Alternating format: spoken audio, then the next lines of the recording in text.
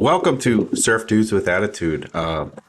This is Pete from New York City on this very special occasion. How is everyone doing today? Doing so well, extra well, I would say, because we have a very special guest today with us. It's true. It's George from Hershey, Pennsylvania. Hello, Oh, George. shoot. Wow. Not quite. With us, we have Michael Aron from, what was it, episode 10? 11, episode 11. Episode 11. That's right. Yeah, this time. Yeah. I just want to say the origin story, if you will, the comic book apex here of how we found it. I was taking a dump right before the episode started. I think I told the guys I was fixing my internet, but I was really looking on YouTube we always look at YouTube comments because some of them are fucking gold. Sure.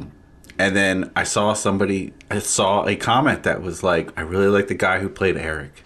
That was me. And then a comment below that said, "Hey man, why'd you quit acting? You were really good in this." And I was like, "Holy shit, we just found one in the wild."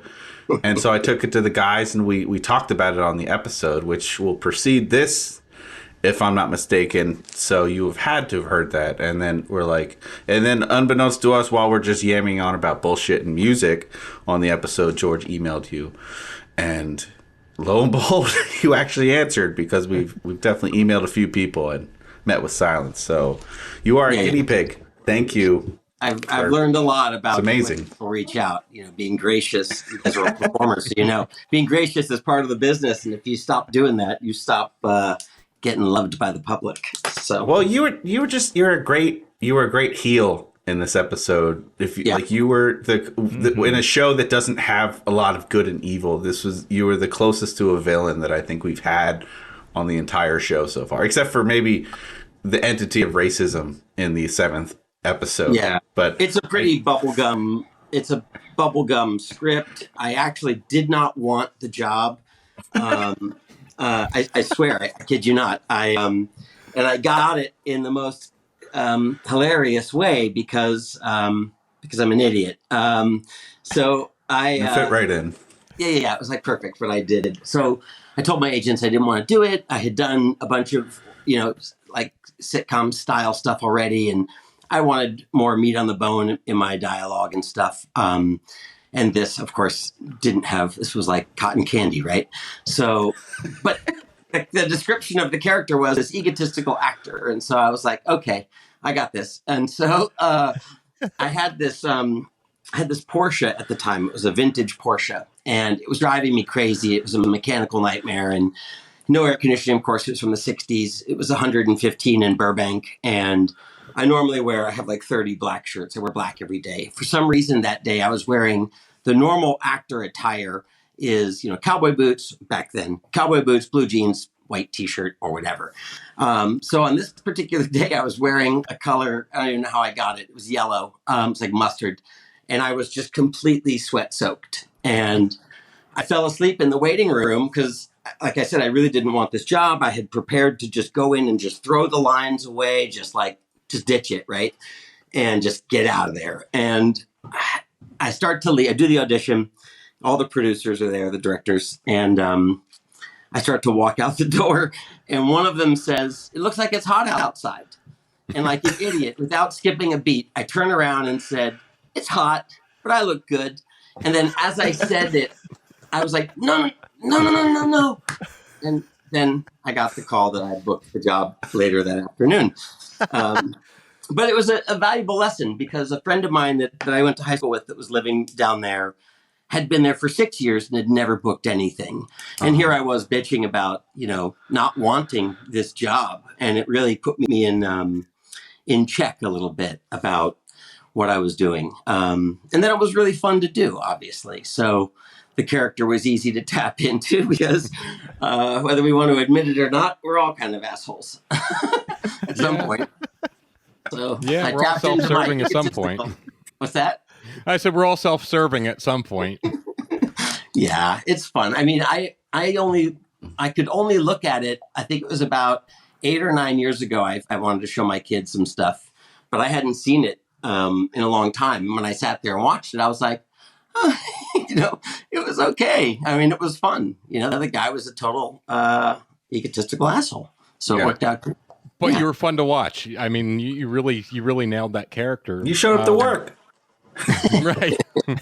Did show up to work. I did show up to work. You know, some of the stuff I've been fortunate to be on the set for. I did an episode of Cheers, but I got cut. They changed the script as we went along. But Leslie Nielsen had dropped by behind stage, was hanging out, just talking to the actors, and watching Ted Danson and Kirstie Alley work on this one scene. It was an episode called Go Make, where they're going to make a baby. And they each have like a good dream about what the kid will be like and a bad dream. And my part was playing the bad dream part. But watching them work, you know, is just, and then doing the curtain call with everybody in line in front of the live studio audience. Same with California Dreams, you know, when you come from theater background like I did. And when you're standing there at the row of all the actors, you know, with all the people in the audience, it's really fun to shoot the live stuff like that. I mean, it's taped, but they shoot it in front of a live audience. Right. Fun stuff, though. So how did you get into acting? What made you decide to go in that direction? I've always been from like early age. I went to like a kids show. There was like a cartoon show when I grew up in Indianapolis. And there was a Saturday morning kids show called Popeye and Peggy. And obviously it was cartoon themed, but the lady, Peggy, like gravitated towards me at one of the commercial breaks and kind of held me up, you know, and I was really tiny until I was in my 20s. And this is as tall as I got, as 5'8". But so I was really tiny. And she let me say something to camera. And I just remember how it felt being there. And then I was always a joker in school, always kind of making people laugh and just messing around. And that led into music. And then it's just dominoes, right? I've always been a performer. And even in my businesses, I tell people all the time, you know, there's two parts to it. It's show and business. And it's a lot of all of that in any work that we do, right? You can apply the principles everywhere. So I just, I was really lucky. I was really fortunate. The actress Courtney Thorne Smith, she and I went to high school together. We did our very first plays together. And we came from a theater program that has produced a lot of talent that's gone down to LA and had, you know, moderate success. And the reason that the students come out of this high school nonprofit organization, it's a student-run theater company at a high school. And now it's branched out into 4 different schools. But the entire organization is run by students with a couple adult, like either coaches or just facilitators. But you'll do box office, lighting, stage management, directing, wardrobe. You'll do everything as a student. So you learn every part of it. And it really kind of takes the ego out of the person, right? Because you're an ensemble. Back then it was called the Ensemble Theater Company. Now it's the Conservatory Theater Ensemble, I believe. Still producing lots of talent that come out of there. So that, you know, I was lucky to be part of that group. And through that group, I used to sit in 3 extra like senior classes during my freshman year. I would sit in on all of the theater classes like English Lit and Shakespeare. We would read Shakespeare. And so I just sat in with the advanced classes. And one day a casting director came by and literally pointed at me and called me over and said, like the classic, "You ought to be in pictures." And I auditioned for the part of Lucas. It went to Corey Haim, but Courtney got the job. That was like the first of it. And then Midnight Caller, which was a Gary Cole TV show here in San Francisco, I booked this really great part. And that job, I think, really defined me as the artist in the course that I was about to take. I was 18 years old. I had lost my license because I was riding my motorcycle around like a complete lunatic. And so I had my bicycle. And I was living in Marin County, which is across the Golden Gate Bridge, about 20 minutes by bicycle to get to work. So I went to this audition in the city, deep in San Francisco, auditioned for this 16-year-old arms dealer, and rode all the way back to work, had to be there by 5, made it. My dad calls the restaurant and says, "Hey, your agent just called, call him back." So I called them back and they said, the director wants to see you tonight. And I was like, shit, it's like an hour and a half bike ride. Okay. So I said, okay. I go to my boss and I tell him, hey, these guys just called me back and they need me to go back tonight. And he was the nicest guy. He says, come here, I want to talk to you. And pulls me aside and he says, listen, you can't just jump every time somebody says to jump. And I said, I understand. I said, I appreciate it. I said, but if I don't go tonight and in 20 years I'm not an actor, I'll know that it was this moment that was defined. And he said, okay. And he goes, well, if you go, you don't have a job here anymore. And I put my hand out. I shook his hand. I thanked him for everything that they'd done for me because I'd been in an accident and they kind of let me order food so I wouldn't have to worry about it. So very nice people. And I rode all the way into the city, met with the director again. We ran the dialogue once downstairs. He asked me if I like to play pool. I said, I love it. He goes, let's go upstairs. So we went upstairs and he said, let's run the dialogue while we play. So he took me out of the actor. Like if I asked any of you guys to just play me a riff, you're on the spot, right? It's different. But if I said, oh, talk me through what you're doing while you're making bread, right? So it's like that type of thing. So here we are playing pool. I'm focused on the game there and I'm talking him through the dialogue. And then he says, okay, yeah, you got it. And I said, okay, cool. And he goes, no, you got it. And I was like, the ride home was one of I'll never forget it. Cause I just was like, I played the ultimate gamble, gave up my work to follow what my dream was. And they wrote that character into 3 episodes because he was such a funny, if you remember Starsky and Hutch, the original TV show, they had Huggy Bear. My character's name was Elton Strawberry. So he was this very flashy 16-year-old, gun dealer. So they wrote me into multiple. I went from selling guns to selling a stolen baby with Michelle Pfeiffer's sister, and then winding up in jail, which is where the progression of this character should be. So, and then that was it. That director that played pool with me is the one that said you need to move to LA. Cool. And so I went down, interviewed with a couple agents, and was booking work, within months, and it was just, it's crazy. I used to tell people my story was a little like Fresh Prince of Bel-Air. I was literally stealing my roommate's peanut butter to eat. So I went from stealing food to eat to having my own TV series, 8 months later. And so that changed everything. Was that Tribes? That was Tribes, yeah. Okay, awesome. I tried finding some episodes of that, and I couldn't find any anywhere. There's a guy, his name's Jason Bilowiski, I think. He is a super fan of the show and had digitized almost all of the episodes in existence. There were 102 episodes. I did 95 of them. Wow. And so it's on YouTube. I think you can find it. We were 90210 before they were. So right. When they talked about bringing us back in a different format. And, our show was so confused.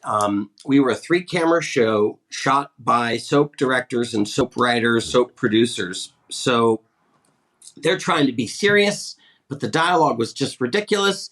So it never really jived, but kids freaking loved it. So it worked for some things, but honestly, that's why I didn't want to do the California Dreams. I thought it was like a rerun of what I had already done.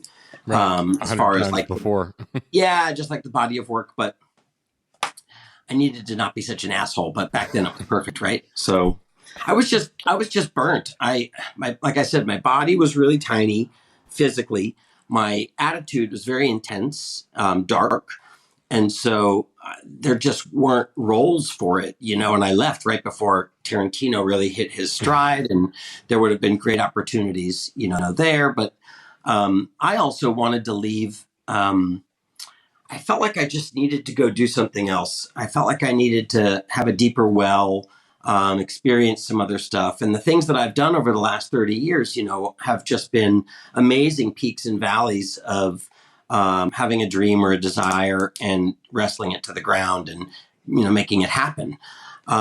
So now, to go back, even if I'm not living there, just to be able to do things differently with the depth of emotions and range, the things that I've been through the past 30 years, I might look okay on the outside, but I have my scars, and it was a rough go, but I made myself a deal. I said, if I leave LA on my own terms, I can come back if I want, whenever. And Sure. so I find myself in this situation right now where it's the ultimate opportunity to just continue to pursue that. And I couldn't believe how nice and clean LA had gotten. Like Melrose Avenue is like a complete ghost town. It's like completely upside down world. Downtown LA is still got some funk, but it's way more gentrified, very safe at night to a certain degree. But like Los Feliz, Echo Park, places like that, they're way nicer to live now. And LA in general is nicer. I lived there during the Rodney King riots, so we had a lot of cultural division going on, and the gang stuff was pretty intense. If I go visit my friends at USC, it was always questionable, how the evening was going to go. So, but yeah, so that's a long answer to your question. So I do want to talk about your post-acting career, but I want to come back to California Dreams since that's what we focus on mostly. Yeah. What was your experience for that like after you got the audition and you showed up to work? How long did it take to shoot an episode? I think that one was, for me, I think it was a single or a double day shoot, because we did 1, 2, I think there were 4 scenes, something like that. It's like 3 or 4 scenes. So a lot of times they can get that done in a day if they're cooking along. The experience of getting there, when you come onto the set as a guest artist and there's a cast of series regulars, there's not like a lot of, they don't always open their arms and welcome you in. And again, these are kids, that were younger, far younger than I was. At 22 or 23, I was playing a 18, 19-year-old. But all of the other people were very young. And so they were all nice. I got in trouble for someone on the cast. I think it was, who's the blonde? Kelly? I don't know her real. So I think she's a Mormon or something, because I had just started skydiving, right? So my agents hated that I was racing motorcycles still. And because the producers called and said, hey, you got to tell him he can't do that, because if he gets hurt, we're in trouble. And so my agents were like, hey, they want you to stop. And I said, okay. So I secretly took up skydiving, right? So I was standing on a payphone talking to a buddy of mine, because it was like my 5th or 6th skydiving, and it's very addicting. It's really euphoric. And I was talking very colorful language, and one of the producers came over and said, hey, one of the actors doesn't like hearing, what you're saying. And I thought, oh, really? Shit. I'm like a sailor. Right. So, but other than that, I was like, okay, I just won't talk on the phone anymore. And you know what I mean? But they were nice. It was simple. It was, the character, is what he is. He was this egotistical guy who's just super self-centered, and it's kind of fun to just, do it and be an asshole, with permission. Right. So what you're saying is Kelly Packard won't be on our show at any time. If soon. she is, she's going to have like a beep button, like the FTC button for you guys. I met her at one of their reunion shows. I wonder if she's still a Mormon. That's interesting. I'm sure she swears now. Good. we have a chance. My aunt is a performing artist. She's a voiceover artist and a singer. And it was years after I had done Star Trek, and we're talking one day, and she goes, why do you go do those Star Trek conventions? And I was like, I'm not going to a fucking Star Trek convention, Right. And she goes, oh, my friend Cindy made $10,000 one weekend. And I was like, wait, what? So I called these guys and left a message just saying, hey, my name's Michael Aron. I played so-and-so on, Next Generation. So would anybody care if I showed up? And I hung up the phone, and I kid you not, 30 seconds later, my phone rings, and the guy on the other end of the phone is like, where are you? Because the last we knew, you were somewhere in Connecticut. Oh, And I tracked you. Oh, wow. They were That's tracking you. Yeah, they were. If you type my name into Google with the Jack London, one of the very first links will be this fandom page. And they've actually done a phenomenal job writing up what I've been up to. So it's kind of interesting that that's what they do. But when I very first went to the convention, it blew my mind. It changed my perspective on fans to a whole new level, where there are your typical Klingons that won't leave the table, that will just kind of hang around, and they're looking for any hook to get you to talk to them, or they look for some sort of common, ground so they can, have some sort of synergy with you. And it's a very strange deal. And also coming from the motorcycling, side of things, where you sign autographs all day long and you just hand them out to kids, right? Here you're charging, and there's like a fee structure. And these actors that have been doing the circuit for long enough, they want to make it, they want to keep it intact. And so, I charge $20 for a signed photo, and then they'll ask, can I take a photo with you? And a lot of actors will charge for that as well. It's very weird. But you'll see why. If people come up and ask you to sign something with no name on it, like to Chris or whatever, it's getting sold on eBay. So if you type my name in on eBay, you'll see thousands of these cards that a autograph house sent me, 1,000 something cards or 3,000 cards. I forget what it was. And a bunch of Sharpies. And I got paid a certain amount of money for signing each one. And I literally just sat there over the course of a day and a half signing these things. But so you'll see that stuff. But a lot of the fans that I met that came from overseas just to get my signature, because they've gone to 20 plus years of conventions and I was a first time attendee. Oh, wow. So when they find out that you're fresh blood, someone that has never done the convention before, the fans go crazy, and they'll have you sign, like they'll bring up an encyclopedia of Star Trek, and they'll have it like when you sign a lease, it'll have the tab on it, and they flip open to it and they go, sign right there. And so, but you meet people, and they're really amazing. You don't know this until you step out of the convention hall on day one. So if you're brand new to the conventions, you just got 9 hours of consolidated 100% positive, pure love and admiration, right? You're part of that world. And the second you step foot outside back to go to your room, you're like, oh, right, I'm just this guy. Just this guy. You're Jack London. You're a famed writer, so don't sell yourself short, sir. I have, I showed someone the other day, someone made me a character. They know I love Legos, and they made me into a Jack London Lego character. So that's awesome. I literally just watched that episode for the first time today, and awesome! My first episode of Star Trek: The Next Generation today as well. You couldn't have picked a more Scooby-Doo-esque. That's okay. So I kind of did a deep dive on quickly. My brother's like a huge fucking Trekkie fan, and I was like, apparently this is a real infamous episode. It's a really divisive episode. I found that people love it or hate it, and it's like the Crips and the Bloods about whether you like this episode or not. Well, there was more to it. Brent Spiner at the time, the reason that there was such a divisive nature was they weren't sure if he was coming back for the final season, because he wanted, it's called favored nations, right, in the industry, where everyone gets paid the same amount of money. Friends did this when Friends said, hey, y'all want $1 million an episode, right? So that's $13 million a season they were making, where Courtney Thorne-Smith and Jennifer Aniston might have been making $600,000 instead. So same thing with I just want to interrupt you for a second. This is our second Melrose Place reference on Surf Dudes with Attitude with Courtney Thorne-Smith. Okay, so just let that go, because Brooke Langdon was the other one. Okay, you guys didn't think it was going to come into play, but it did. So go ahead. Yes, the world gets a lot smaller. Shit, I forgot what I was telling you guys. But, Favorite Nations with Favorite Nations. Yeah, so Brent Brent was in contract negotiations, and they weren't sure if he was coming back. And so the cliffhanger was a real cliffhanger because of that. Mm-hmm.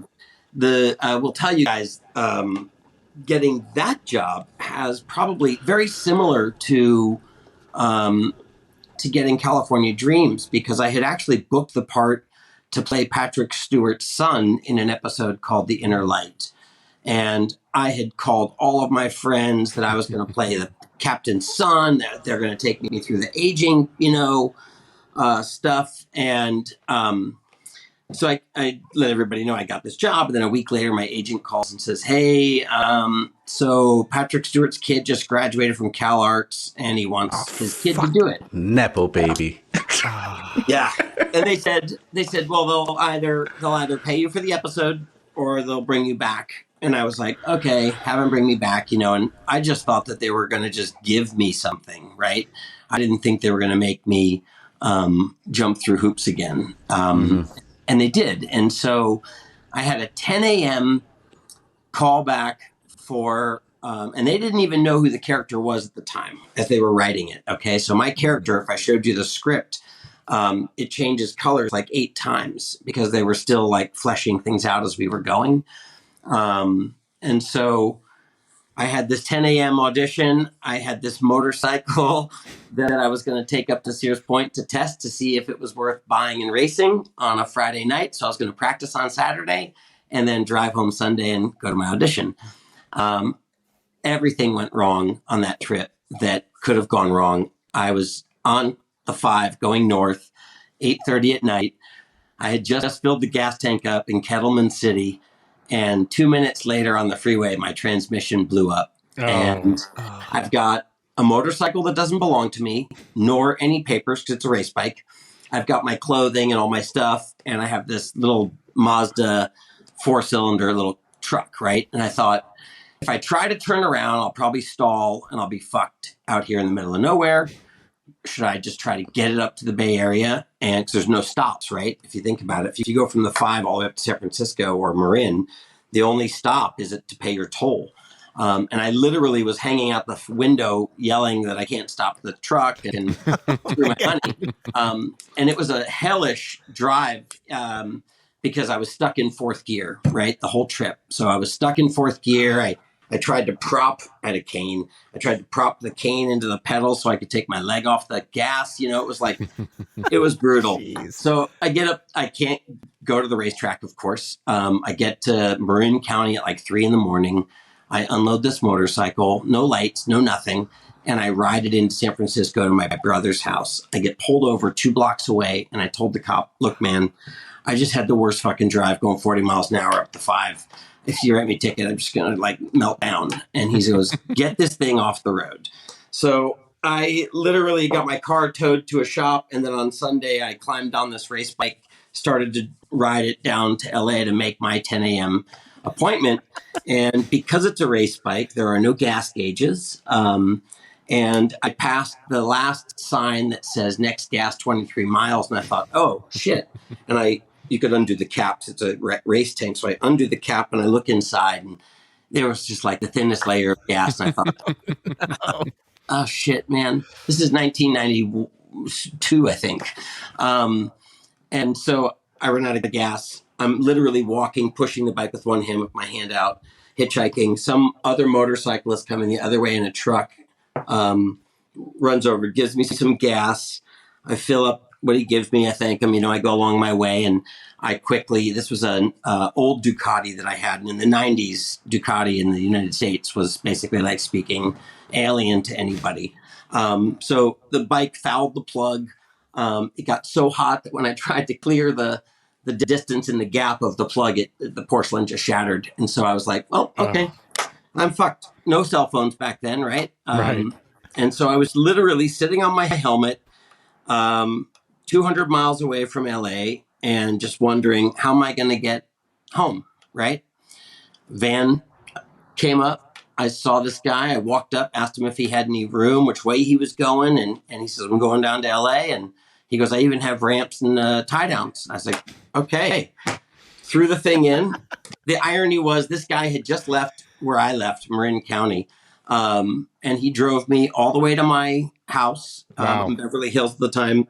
And on my way to the audition, I fixed the bike. On my way to the audition the next morning on the bike, because I don't have a truck, it has another mechanical that, in hindsight, if I'd taken it on the track, it would have been a bad thing, right? So the fact that it happened on Santa Monica Boulevard, about a mile away, I literally pushed the bike to my ex's house, ran into her house, said, I got to borrow your car, jammed over to Paramount, walked in, and the only other actor I was up against was the guy that played David in American Werewolf in London. So it was between him or me. And usually television actors never get the fucking job. It's always the movie actors going down a rung, and, people go, oh, well, we know he's in movies, so he'll do better. Right. But I lucked out, and, I got the gig, and it wound up being Jack London. I'm in Petaluma right now, which is about 20 minutes away from Glen Ellen, where he lived, and obviously Oakland and all that stuff. But his house, the Wolf House, is up here up in Napa, St. Helena. So it was really cool to play a local San Francisco legend, icon in literary circles. And then, of course, you watch the episodes, it's just so farcical. It's just crazy. It's really Scooby-Doo like when Mark Twain's on the Enterprise. At that point, I didn't know any better. I was like, okay, guess this is Star Trek, right? This is what happens, right? And I should mention, when I first started watching it, I didn't know it was a two-parter, and I thought I was like sleuthing. I was like, wait a minute. I bet they're alluding to the fact that he's Jack London, and they're not going to say anything. And then the end of the episode happened. And I was like, well, that's a whole storyline we didn't even fucking get. And then the next episode started, and I was like, okay. They told me. I understand. Said, you know who you are? I said, not if I'm supposed to be somebody. So the funny thing is, Jerry Hardin played Mark Twain in that episode. And he took it onto a personal show. He's going to be playing Mark Twain now in a movie. He has he turned that role into a stage show that he took out for years. And he was fantastic to work with. Obviously, a lot of those actors. I think Val Kilmer did it too for a while, right? Before he got throat cancer, he was doing this a one-man show with. He was doing a one-man Mark Twain show. Oh, right. Is this that same show that? It might not be the same one. Or there's dueling Twain shows. Is it dueling solo? I think it was called Never the Twain Shall Meet. I'm pretty sure that's what they were called. He's a great actor, though. One night only. Yeah. 2 nights only. Yeah, he's beaming in. It's crazy. Some of that. I saw in the stuff. trivia that's one of the only episodes they actually say "Beam me up, Scotty." So I'm like a Star Trek expert now. There you go. Welcome. There you go. I found out that I was in a Trivial Pursuit game. Right, I didn't know. Oh, that's great. Paid for it. No royalties. A card and asked me to sign it, and then I was drawn into a poster, like a limited edition poster, and that's when you realize that you meant something to somebody because they remembered that role and they chose to draw it in. And I'll tell you, it had been maybe 15 years or so after I'd left LA. I was having lunch with my now ex-wife, and somebody came up and tapped me on the shoulder in a busy restaurant and said, I'm sorry to interrupt your lunch, but did you play Jack London on Star Trek? And I had told my ex, that I get recognized, blah, blah, blah. And so here it was happening. And I asked him, how did you recognize me? Because I looked a little different. And he said, your voice. I recognized. Wow. And I thought, creepy. Yeah. Crazy, right? Just heard you across the way. You were projecting. You were talking. Acting. You're speaking from your diaphragm. Everybody could hear you in the room. I was projecting. It's like wait a second. No, I was just doing I'm always like this, though. I'm very animated. I'm still hyper. I turned 55 in 10 days, and I'm still kind of, wound up and animated. I always talk with my hands, and I guess it's memorable. So to some people, to me, it's, how it is when we hear ourselves, right? But whatever, right? Fans are there that make the whole thing go around. Even with you guys, it's just kind of interesting that you latched onto that show and chose to look at it from a completely different perspective, which is cool, right? Because I had a stalker from the Tribes show a few years ago. I actually had to have the sheriffs call this guy because he was very creepy. He clearly had an infatuation with one of the other lead actresses on the show who my character rapes. And so I was so worried that because this guy would call me really late at night, my cell phone's public. I don't hide my, my stuff. And I started thinking, fuck, this guy might not understand what's real and what's not. And, I didn't want him to come after me because he thinks I raped his fantasy TV girlfriend. But yeah, super creepy, right? Yeah. Wow. All right, Yeah. surf dudes, those listening, please, you're not allowed to stalk Don't call me. Michael Aron. Call I don't him, know. He was kind of contact. addicted to Jenny. Just saying. Just putting it out there. It was all fake. It was all fake. Everything was fine. He has a foul mouth, but that's all we know. People it. say He's upset Kelly Packard. Kelly Packard's the stalker. I think we just found it out. That's it. It's got to be. He's like, I'm going to get him back. I watch Law and Order. I know how these things happen. Oh, it's so messed up.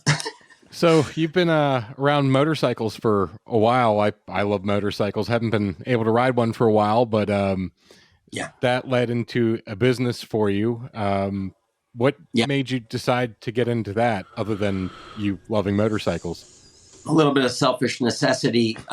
So I started riding motorcycles when I was like 9 or 10 years old. And then, like I said, I worked at a retail store before I moved to LA and moved down to LA. And it was easier to get around back then on a motorcycle than it was a car for auditions and stuff. You could zip around easier. If you have gas. Yeah, all the gas too. It's like fantastic. But like I told you, my agents just didn't want me doing it. So I did stop for a long time. And I also had a knee injury that if bumped, it would take weeks for it to calm down. So even when I used to skydive, I'd have my hand over my knee so nobody could bump it when we were getting out of the plane. So, I jumped I got like 300 skydives. And when I first came back to Northern California after leaving LA, I was up for the part of Peter Brady. And again, I would have worked with Gary Cole in the Brady Bunch movies. And I was on my 4th callback. And Yikes. at the time, I was disenchanted with the process for casting, where if you're right for the role, just book it. And skydiving for me, I tell people skydiving is how I got out of the acting business for a while. Because when you go to open your parachute, in 2 seconds if it's working or not. And then you have about 5 seconds to deal with it if it's not. And then after that, c'est la vie. So I liked that black and white nature of it. To this day, I still do a technique where if I have a tough decision to make, I draw an imaginary line on the floor like a door and I step out of the plane. Because when you let go, you've got everything on your back to save your life. But when you let go, it's just you as a molecule. You're going 180 feet a second, but you don't feel like it. There's no pit in your stomach, like a roller coaster. It's euphoric. And so that kind of decision process made me leave LA. And when I chose to leave, I hung around. My car was packed for 2 days. I slept at my cousin's house with my car packed, waiting for this call back. And I told myself, if they call me if they page me before I get to the top of the grapevine, I'll turn around. If they don't, then I'm out of here. And so I left. They didn't page. I left and I didn't look back. I started a little design business for a little while with my dad. And then I put my foot in my mouth one day talking to these Ducati guys on the East Coast. And I was I had started doing graphic design and stuff. And so I was giving whoever was on the phone a really hard time about their catalog and how bad it looked. And the guy goes, "You think you can do better?" And I said, "Yeah, why?" Like, "Who are you?" And he goes, "I'm the owner." And I was like, I'm John Ducati. I will come out and see. And so I wound up leaving the Bay Area for Willow Grove, Pennsylvania. And I worked for the Ducati guys for 3 years. And then at the time, Texas Pacific Group is a huge holding company. They owned a bunch of startups, and one of them was Hotwire. So Hotwire, they were looking for somebody that was in the TPG bubble of employees. So they hired me to launch hotwire.com. So I flew back out to California, launched hotwire.com, was really frustrated with the design process there. And I said, fuck it, I'm going to open my own agency. And that's what I did. So my agency benefited from, so it was a creative agency where we could do things without having to charge you for what color I painted my office walls, right? I could charge you a number that was to have the art done and the marketing done, and you could still have a budget to have us do more work for you instead of just trying to go get $1 million out of them right out of the gate, right? Right. So I built long-lasting customers. And through my racing at the time, I started to race again. And through my racing, I just started getting free press written about me. And they all just started to say the Mojo Town bike, right? And so I thought, oh, well, let's start shooting up flares every time we do anything that gives us free PR. So the creative agency lasted 16 years. And during its 16 years, we opened a nonprofit organization wing where we were helping other local nonprofits with their marketing and fundraising things that they needed. And we would basically hold fundraisers and grant them the money, but then we would hire local market talent to do it at a fair market wage. So no one was being asked to do anything for free. Because Awesome. even with the best intentions, that fails after the second or third request. You start getting disgruntled and, right, it's no longer free. So I ran that for a while. And then a lot of my clients, although I didn't want them, the low-hanging fruit were a lot of the motorcycle stores and teams. And so I could communicate to them differently than regular clients. But we had over 200 clients at the agency. In 08, 09, when the economy went upside down, people stopped calling for hosting support or anything. And I started laying off my team. And I thought, fuck, I better give myself a job, right? I used to drive to Vallejo or San Francisco to get my own motorcycle stuff. So I thought, who better? I'm a road racing champion. I know all the people in the industry. I've sponsored a bunch of people. And so I opened a retail store under the same name of Mojo Town because all of the sponsorships that we had done were under that name. So I just kind of tied it all together. And it wasn't until 2014 that I picked up a joke product that I came up with a decade or so before, or 2 decades. Race Fuels was a drink that I brought to market. COVID killed us. It put the final nail in the coffin. We were struggling, but I go into the supermarket now and I look at the functional drink space. And at the time there were like 4 of us, right? Right. Now it's Jake Paul and fucking, The Rock, and everyone's got a fucking product now. So, And but yeah, I was looking at what you've done. I saw the Race Fuels and I went, damn it, that's the energy drink I want to drink. And it's really good. It's really good. We still get people that ask for it. Steven Seagal has his own energy drink that has Clamato juice in it. So that guy, y'all both fucked up. Everybody, it's funny because I used to talk to clients that were motorcyclists and I would say to them, you got to capitalize on this right now. You got to capitalize on this right now. And, they wouldn't do it. And you look at the industry now and you have to have a product, right? I mean, if you are doing, and so for someone like me coming back into the space now, everyone goes, oh, it's so hard, Michael. It's so much different than when you were here. Like they would say like, oh, we had all these listings when you were here and now we just have this, right? And so everyone tries to tell you that if you come back, it's hard. And it's like, it is no different than it was when you first go down there, right? You're still going down with a certain image in your head of, I'm going to do this and this is the way it's going to go. And so however the business models change, you have to flow with it, right? It's just, and so it's weird because you see all these people promoting products and it's a little less transparent now. We actually sent The Rock a proposal because my drink was actually a health food drink disguised as a sports drink. Right. Our tagline said no monster amounts of sugar and no bull. So we made fun of the poison. But shortly after we sent him a note about, hey, we want to get you involved. They came out with his ZOA drink. And so stole your idea. Whatever. That's what I'm hearing. I'll come up with something else. Yeah, it's funny that you mentioned that because Pete and I started podcasting in 2006, and then we took a break, and we're starting again with this show 10 years later. And it's not any harder or easier. It's more convoluted. There's a lot more fish in the ocean right now. Well, oh, it's crazy. It's absolutely insane. I mean, you look at some of the kids. I went through some stuff with my kid, and I had to do a deep digital forensic dive on their devices, and very disturbing. And on the disturbing side, some of these kids have figured out how to monetize themselves, in the dark areas. And yeah, some of these kids are eclipsing their parents' wealth. I mean, look at the big studios, right?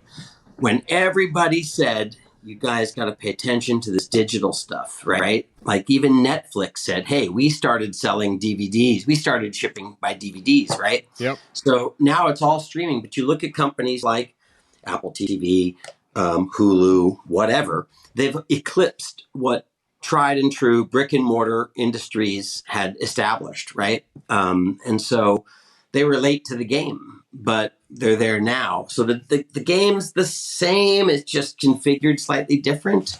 And yeah, there's so many people out there now. You have to do something that gets the attention, or, I don't know how else to do it without, the obvious sex, drugs, and rock and roll type of exploitation. But you guys are banned, so get on it. Right. That's right, man. Hey, before we let you go, because we got to wrap up, I just have a couple quick fire questions about California Dreams that have been plaguing us and our listeners, and some of the questions that we've gotten. I don't think you're going to be able to answer literally any of these, but I want to. You're the closest one that we have, so I just want to ask. Okay. Sure. We had a theory that Jenny, the actress, she maybe confided in you that she was leaving the show around this time. We came up with a whole backstory, like that's why she's sad in this episode, not because she left her jerk boyfriend, but because she's leaving the show. Yes or no? Confirm or deny? I can lean into the confirming side, but when you're on a show and you want off and you're in a multi-season thing, it's very hard to walk away from. But yeah, it's the same thing with like Brent, right? There was like disgruntled energy and rightfully so. I mean, look, the business is, you're in the music business. You know what it's like when you get to show up and do a sound check or whatever, even if it's in a local club. Same amount of work goes into it. It's not all easy. There's fundamentals to it. And people just get burnt out. So, I mean, listen, I was doing Tribes, and during our hiatus, I came back up to that theater program I was telling you guys about, and I taught for a summer. And I enjoyed teaching these younger actors so much that I almost didn't want to go back home to LA to a TV show that I had a series regular role in. So sometimes, it's not all what you think it is. There's, you know what I mean? So totally, yeah. Made me reevaluate myself to a little bit. We assumed as much. Yeah. There's a lot of dumb questions I have, so I'm not going to ask you. But have you ever run into anybody from the cast after years of living in LA? Or was this just like a one-night stand? I never bumped into anybody from California Dreams again, but I see other actor friends of mine from my series. Oh, right on. Okay. Yeah. The cast was really strange, I got to tell you. Working with them, we love it. They were really weird. They were also like... Canadian? We knew it. It was just weird. Like, I forget the guy's name, but he was like, he kept doing this thing. Like, he kept making fun of my eyes. And I would go back and watch the episodes, and I'm like, what is he tripping on? Because I'm an eye contact person. So when I'm working, right, that's part of when we have conversations, that's usually where we look at people. So he was weird. And so was the guy that played... Sly, yeah. I know. Really weird. I'd like to see where they are kind now. Of rude in a similar way, yeah, a little arrogant, but I understand. I mean, I had my dressing room.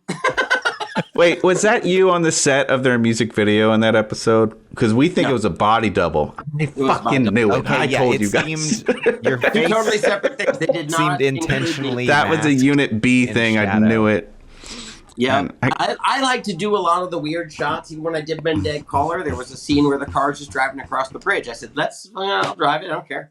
Yeah. A lot of times they want to throw, they don't want to pay for the actor. And I like being around it. So, but yeah, that show is, we shot in front of a whole audience of like 10 to 14-year-olds. And then we had the adults at the later taping, and then they mixed interesting. the tracks. I thought that they might mix tapings like that because some were definitely heavier than others. So when you hear it say something in front of a live studio audience, it's true, but then they do mix and match the laughs. They don't have laugh signs or applause signs. It's pretty organic. It's one of the neater formats of working, to be honest with you. I think we need some of that too. And they're mixing together different, like your different performances from performing. Yeah, they might have taken a take from the earlier show and the later show. Yeah. You know how it is. You play continuity, baby. Play a riff and you go, oh man, on the way home you're like, I should have gone this way instead of that way. And and if you're playing to the audience, if you're used to doing theater, then you're gonna play it, I imagine, a little different as well, depending on the age. And and there's tricks that you learn along the way, like kissing on TV. Do you want to favor your face or her face? Right? If she was a known actress, she'd be on the outside towards camera. You'd be on the other side, right? So there are ways like that you want to fight for your, it's like they tell you to find your light. You can feel it on your face or whatever. So there's a bunch of little things that go into those moments, right? But it's fun. That's awesome, man. All kissing tricks. You mentioned about war. So we talked about this a little bit before we started recording. That I like to dress up as different characters of the different episodes, and I chose yours when we did your episode. I'm doing it again, as you can see. You said this show did not provide wardrobe, so. Is that correct? They did. Okay, they did. I would never have bought any of that stuff that I was wearing my jeans, my cowboy boots. This was your gondolier shirt, is what you're telling us. No. That shirt and that jacket that you found, and that was theirs. That was theirs. Okay. I was wearing my boots, my jeans. Okay. They gave me a shirt and a jacket.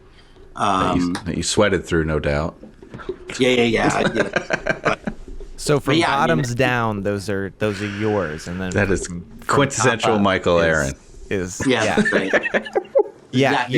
You're wearing some exceptionally short shorts in one scene. It was my god, my legs are about as skinny as a toothpick.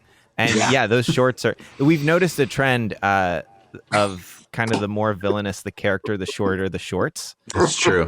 Show off the gams. The male character. Those were really embarrassing. Which I resent. I'm a short shorts kind of person myself, and I don't. Those are like those dolphin shorts, though. Those are like should never be seen, especially on a guy.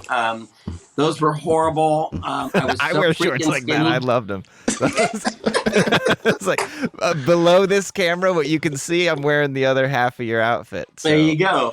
As long as it's an accurate cosplay. So exactly. So we're gonna have to wrap real quick, but I did want to mention before we get ready to go. You do design, and it is quite fantastic. MichaelAron.design.com. Obviously, you're still working in that. If I had been doing design to the level I am now when I was down there, I probably would have stayed longer because I had something else to do. I think this is an important topic that you hit because it's really important for artists, especially younger artists that tell their parents, I'm going to be a musician or I'm going to be a ballet dancer or I'm going to be an actor, right?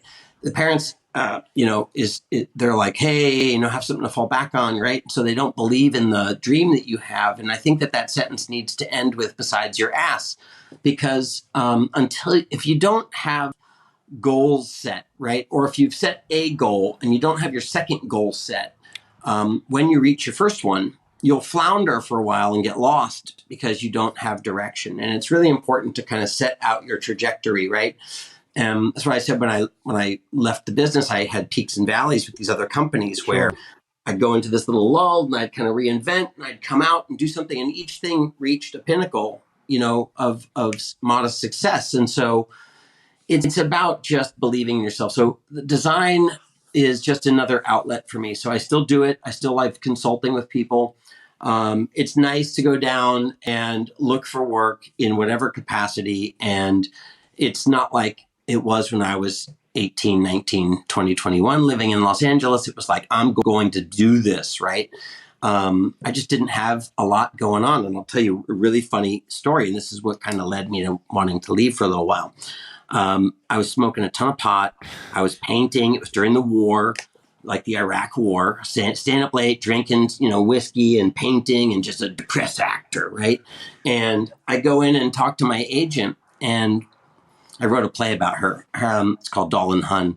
And so she was a gin drinking, cigarette smoking agent. So I go in, her name was Jerry. I go in and I say, I don't know, Jerry, I'm not booking anything. I said, maybe I'm just smoking too much pot. And she goes, Michael, honey, Christopher Walken does heroin. And I remember standing there just thinking, is she telling me to fucking step it up? Or Get off Clue. Yeah. And so that was my skydiving, throw the chute out kind of moment where I was like, I think I need to get out of here for a while. And so now, it's not my end all be all. It's now, if I'm right for the role and can make the story better, great, let's do it, right? It's like you guys finding the best drummer or the best vocalist, same thing. But now it's just not as important. I'm almost 55 and I've done a ton in my life, very happy, very accomplished in the things I've done. And, so going back on a deal I made myself when I left is just kind of like a personal thing, that just know that I've never left any stone unturned whenever my time comes. So before we go, I know you're trying out improv now, and that's awesome. I wish I had your courage, because that's I've been doing it forever. I love it. Oh, awesome. Yeah.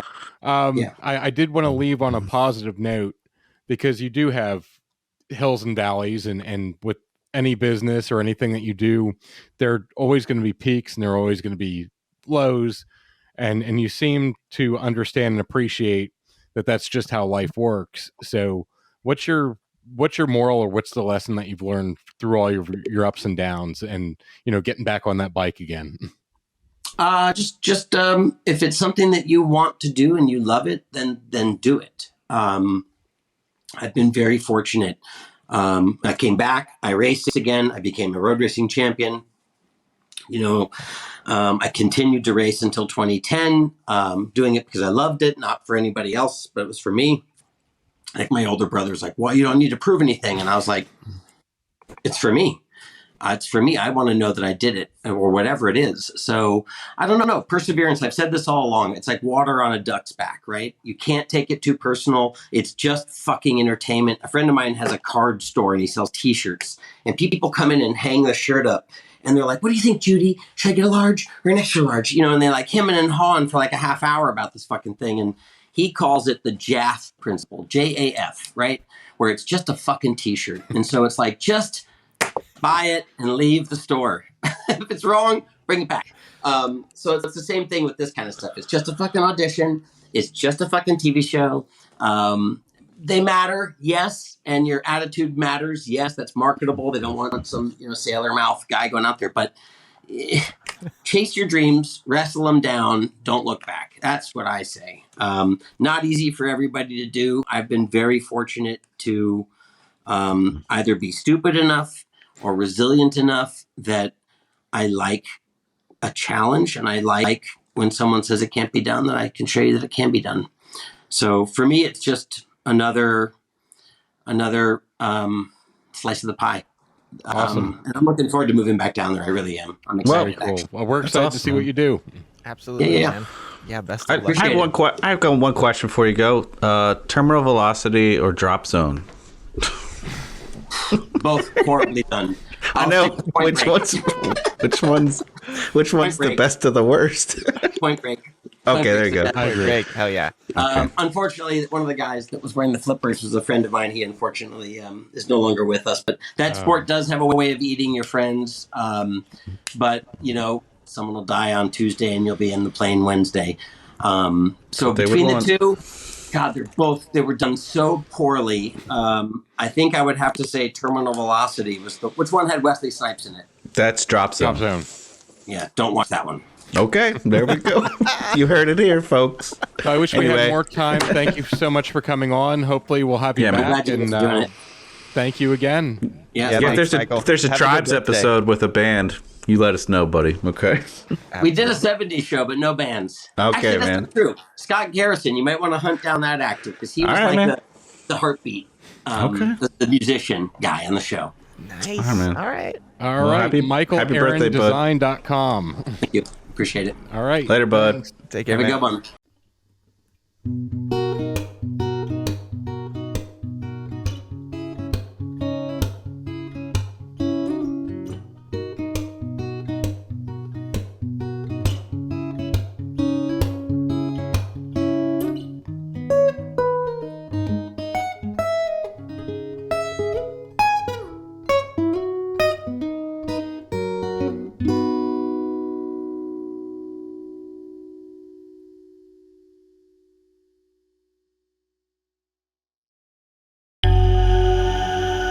This has been a Waning Moon production.